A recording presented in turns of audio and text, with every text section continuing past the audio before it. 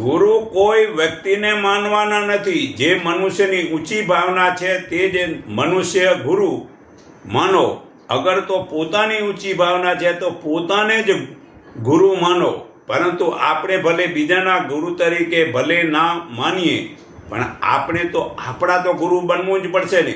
ગમે એવા સમૃદ્ધ ગુરુ હોય કે 24 કલાક આપણા ભેળા નહીં રહે, જો આપણામાં મતલબ એવી લગ્ની લાગે તો આપણે પોતાને ગુરુ બનીએ તો મતલબ કલ્યાણ થાય. વળી ગુરુ તે કોઈ પંચભૂતના શરીરવાળાને માનવાના જ નથી, પરંતુ શરીરની જે અંદર પરમાત્મા તત્વ છે તેને ગુરુ માનવાના છે. બાકી જે ફક્ત શરીરને જ ગુરુ તરીકે માને છે કે મનાવે છે તે બંને સમજતા નથી, અને તે ભગવાનના બંને ગુનેગાર બને છે. કારણ કે શરીર તો નાશવંત છે અને ગુરુ તત્વ તો શરીરમાં છે.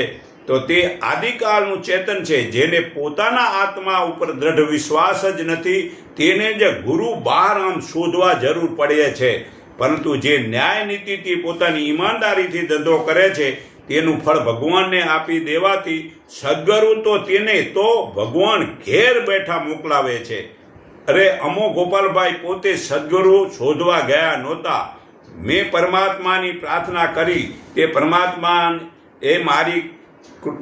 પરમાત્માએ મારી પ્રાર્થના સાંભળી અને કંઈક મારી ભાવનાથી રજનીકાંતભાઈ તારીખ 5/4/9/6 લગભગ 18 વર્ષ પહેલાં સામેથી આવીને મને બ્રહ્મ જ્ઞાન વડે પરમાત્માની શાન જ્ઞાનનો ઈશારો કરી અને પરમાત્માના દર્શન કરાવ્યા. તે પરમાત્માને ઓળખાયા. તે સાવ મતલબ પાસેમાં પાસે છે.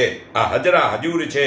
આ ગીતા અધ્યાય 13 શ્લોક 16 પુરાવો છે. બાકી તો ગુરુ એટલે ગુ એટલે અંધકાર અને રૂ એટલે પ્રકાશ. તો જે ગુરુ તેને જાણવા, જે અજ્ઞાન અંધકાર છોડાવી અને જે નિરાકાર રૂપી પ્રકાશ જે અપાવે તે ગુરુ સાચા. તો સદગુરુ સિવાય જે દત્તાત્રેય 24 ગુરુ કર્યા હતા, પણ છેલ્લે સદગુરુ કર્યા હતા. તેમ બધાને મતલબ કે છેલ્લે સદગુરુ કરવા જ પડે છે.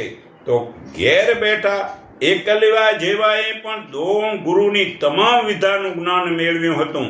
જે આપણે એવી ઈમાનદારી જો કરશું તો પરમાત્મા આપણે ઘેર બેઠા મતલબ કે સદગુરુ મોકલાવશે.